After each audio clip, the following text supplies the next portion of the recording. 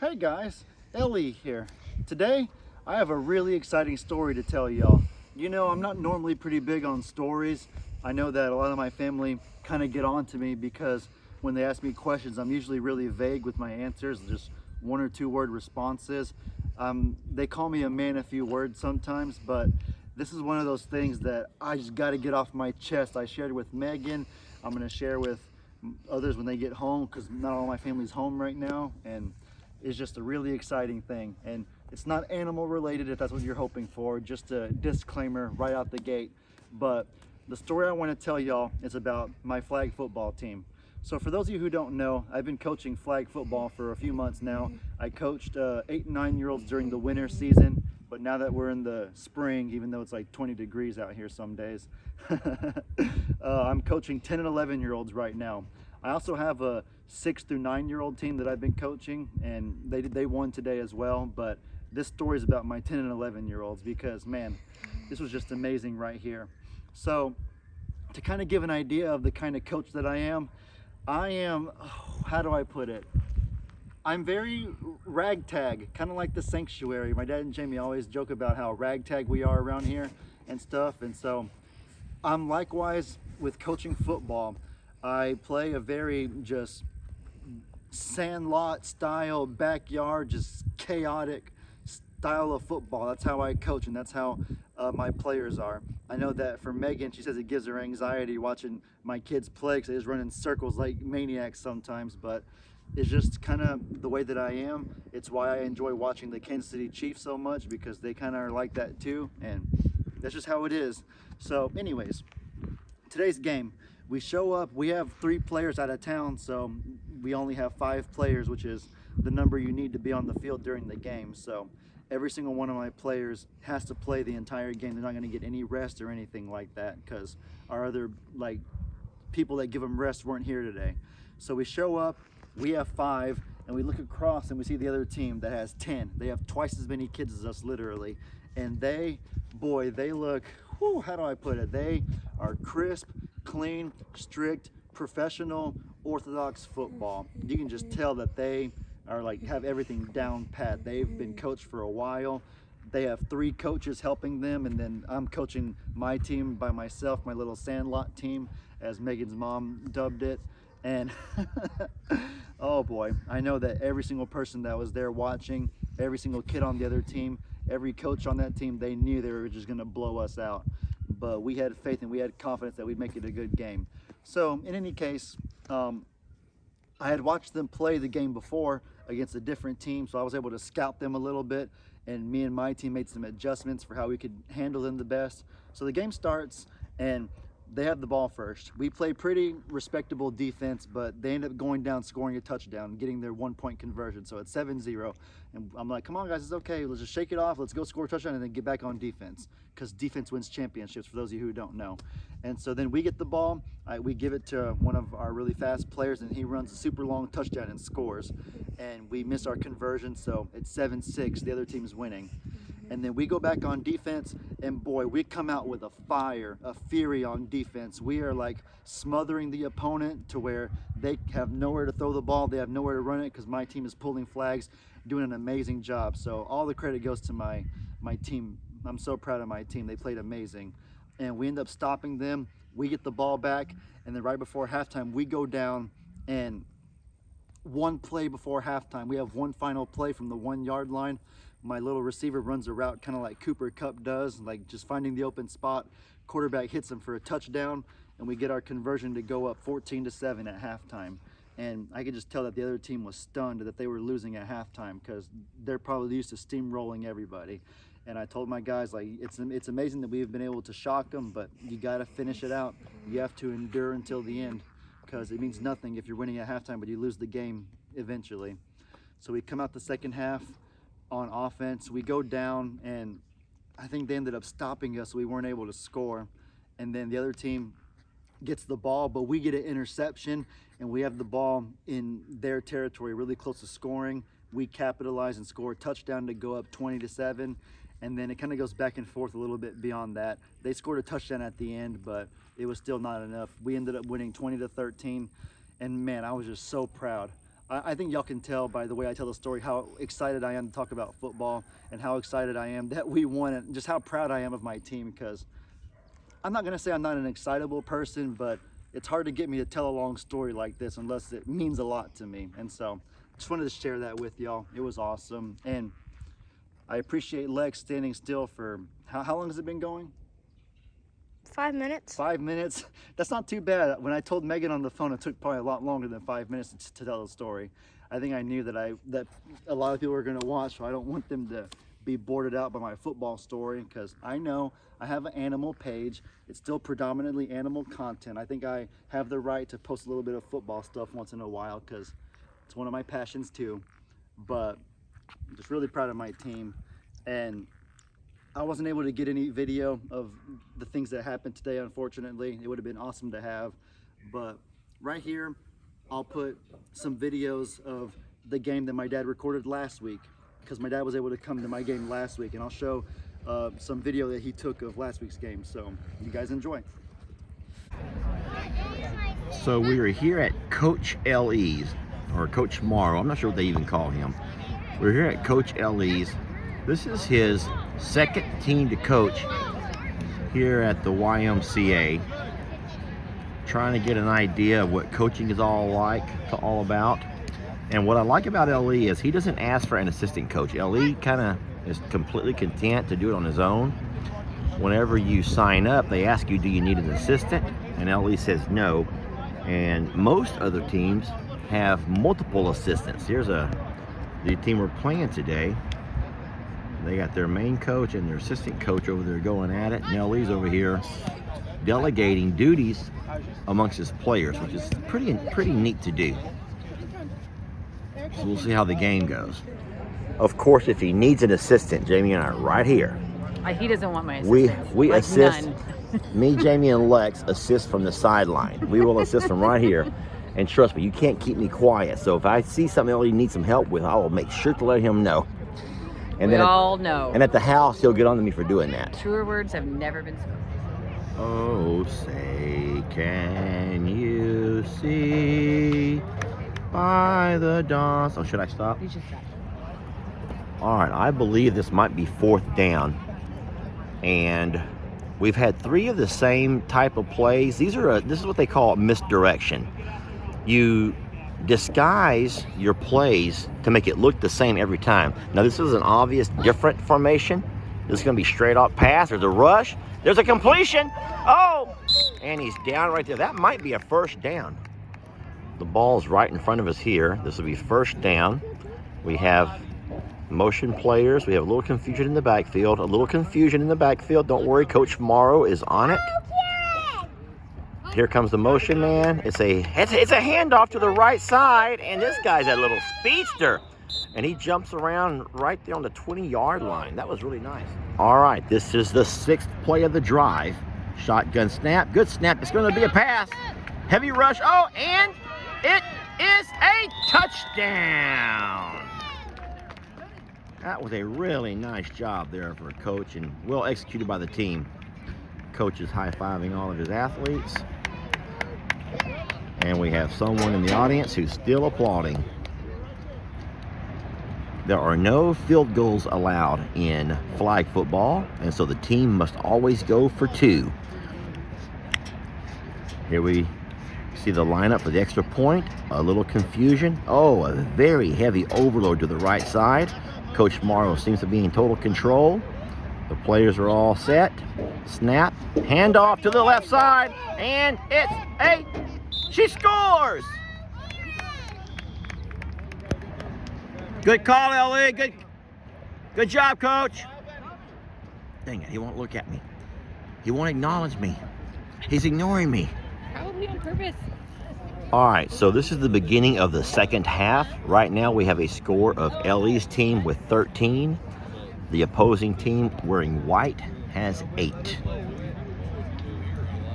The opposing team will be getting the ball first in this 2nd half of football. I'm kind of embarrassing Jamie and Lex here because I keep talking about every play, but they don't know that since this video is dedicated to L.E., I'm trying to bring back an L.E. memory. And so when L.E. was younger and he was playing sports. He used to love it when I would come to his games with my video camera and record the games, but not just record them, but actually commentate. I was the color commentator. The problem with being the color commentator is that it annoys people around you. I'm not trying to be like creepy, but I want you to see who all's here. There's people everywhere, and they're also behind us. And so as I stand here with my video camera, I'm trying to whisper / color commentate, which is not easy. Hold on. But the best part is somebody goes, wait, which one's your kid out there? And you're like, my kid doesn't play. Yeah, well, Jamie, did you have to say that? Yeah, they want to know who my kid is, and I was like, the coach. Jamie, just stop. Man in motion, good snap. It's a handoff to the, almost a fake reverse. The kid's moving into the left side, going back, it's cutting like across, and we're down right there. Almost a first down. And that is a touchdown. Nicely done, coach. And that's the end of the game. Blue team with the win. Congratulations, Coach Morrow and players. Jamie, I'm going to go onto the field and do a post-game interview with the coach. Oh my Lord. Let them do their end of game, whatever they do here. And I'm going to go onto the field and get a post-game interview. They're going to kick you out. No, I'll wait till the players are leaving. This here is the post-game. The post-game show is brought to you by From Suits to Boots, one of the internet's. All right, folks, we want to welcome you. All right, folks, we want to welcome you to the post-game show. Make sure you know it is brought to you by our sponsor, From Suits to Boots. Let's get on that field and interview that coach now. And there you have it. All right, Lex, let's go. Go, Lex, go. Go, Lex, go. Go, Lex, go.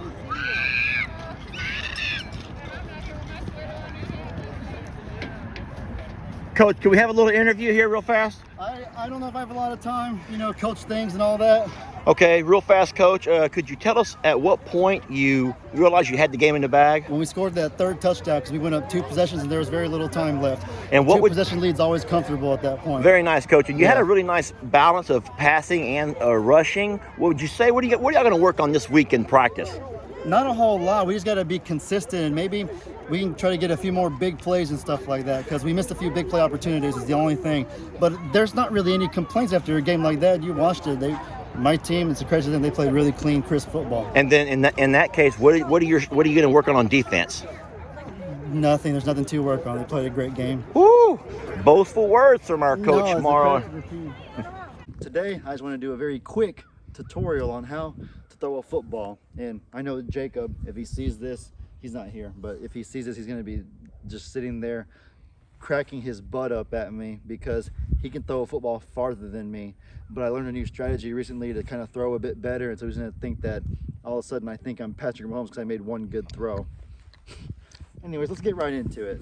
So, I don't know, I've never really taught it before. I just kind of have done it for so many years. I get used to it like second nature. But I guess basically the first thing you want to focus on is your upper body. You want to have like a very strong base like so, and then you get your arm back behind you like this, and then when you release the ball, you just like very quickly, you just like flick your wrist really quickly. It's kind of like a catapult almost. So the farther you're able to get back here, the more power you'll be able to get going that way when you throw it. Like with a catapult, the further you pull it back, the further it'll catapult whatever object is trying to push. Does that make sense? Yes. Yeah. So it's like that.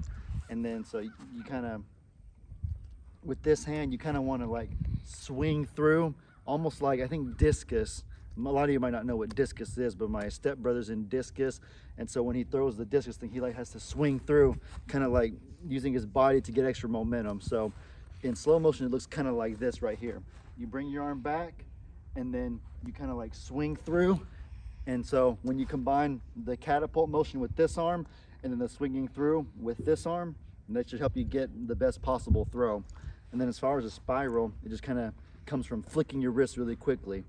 I'm trying to think of other things. Like when you shoot a basketball, you flick your wrist to get spin on the ball. Same thing with the football. You flick your wrist to get spin on the football. So let me just demonstrate a few times with the trampoline right here.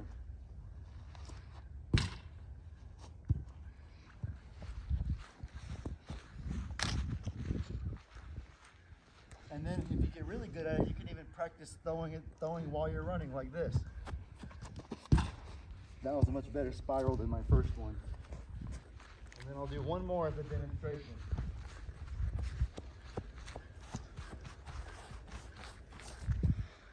There we go. Okay, that's pretty good. Now, one last thing I want to go over.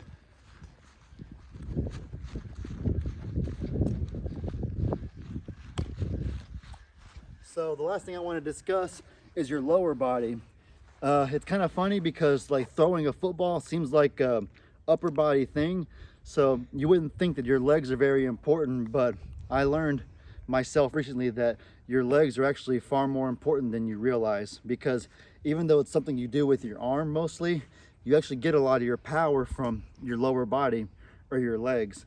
Kind of like when you're lifting something heavy, like yeah, you're using your arms to pick it up, but you should squat with your legs because your legs is where your power comes from. And so throwing a football can be kind of similar. If you're throwing a short pass like this right here, then yeah, you can just use your arm. You don't really need to worry about your legs. But when you're throwing a very deep pass, when you're throwing a really long pass, it's very important to get power from your legs. And I learned that recently because for the past, I would say 2 or 3 years that I've been an adult, the max distance I've been able to throw a football is 39 yards, not an inch more, not an inch less. Like 3 years ago, I calculated my farthest possible throw. I just chunked it as far as I could, measured it off at 39 yards. And then like a week and a half ago or something, I did it again and 39 yards again. So I could not figure out why, for the life of me, why I'm throwing so good with short passes, but I cannot throw a long pass to save my life until I discovered something by accident. So y'all know I love watching Patrick Mahomes, the Chiefs quarterback. He does a bunch of crazy throws. He like throws the ball like sidearm, like from down here, like scoop throw. He'll like do jump passes and stuff like that. And so I was just kind of running around imitating him, and I threw a jump pass, but like I jumped and then I threw the ball. But then when I did, the ball came out like a missile. I was like, did I just do that? Kind of like Spider-Man the first time that he like shot a web out of his wrist. He's like, wait, was that me? And then he did it again, and then it worked. And so likewise with me, I threw that ball kind of off of a jump, and I was like, wait, did I just do that? It came out like a missile. So I did it again, and sure enough, it came out like a missile again. And then I was like, wait a second. So I backed up over there to about my usual max throwing distance, and then I threw the ball with a slight jump or a hop, and I like sailed the ball. I chunked it further than I've ever thrown it in my life. And I was like, what is this? I was in shock. I couldn't believe it. And so what I learned is that all I was doing different is just, instead of like doing this right here with like I normally do, can you film my legs to demonstrate? So I would normally like, can you see my upper body too though at the same time? If I go in the free, probably not. Go into 0.5. 0.5. So can you see my whole body? Yes. All right, so what I was doing before was kind of like that right there, but then what I started doing now was this, kind of hopping into it. It's such a simple thing, such a simple lower body difference, added several yards of distance for me. And so let me demonstrate right now. I'm gonna come all the way over here, you can come with. I think you'll be able to see a difference. So here's the old way right here.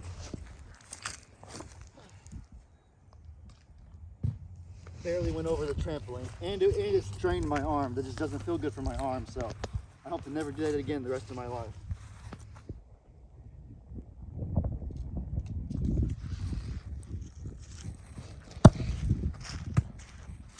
Were you able to tell a notable difference in those two throws? Can you record me? Is it still going? It went a lot farther than it did the other two. So there was a notable difference in how I threw it the other two Yeah. times? Okay. Big difference. That's what I was going for. And so, mind you, I'm not warmed up or anything. I just kind of came out here and threw a few passes and then started. Okay, guys. I hope y'all enjoyed. Be sure to let me know in the comments what kind of stuff you want to see. Hope you have a great day. And as I always say, your boy Ellie out.